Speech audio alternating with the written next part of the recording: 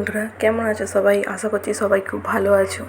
আজকে তোমাদের সাথে আমি একটা রান্নার রেসিপি শেয়ার করব, সেটা হলো ডিম ম্যাগি। এই প্রথমে আমি পেঁয়াজ, কাঁচা লঙ্কা আর আদা আর রসুন ভালো করে ভেজে নিচ্ছি। তারপর এতে একটু জিরে পাউডার, একটু ধনে পাউডার, একটু আর কাশ্মীরি লঙ্কার গুঁড়ো আর একটু গরম মশলা দিয়ে দিলাম। দিয়ে ভালো করে নাড়তে থাকবো। তার সঙ্গে একটু টমেটো সস দিলাম। ভালো করে নাড়া কষিয়ে নিয়ে একটু জল দিয়ে ফুটতে থাকবে।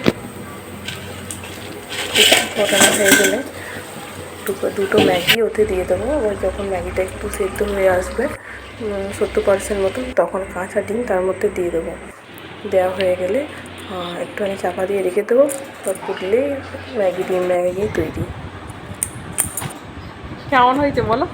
খাবে তো?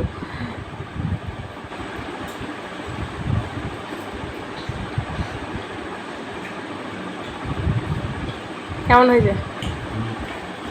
হ্যাঁ, খাচ্ছে আমার সোনাটা কেমন দেখতে দেখো। এখন খেতে পারবে না, ঝাল।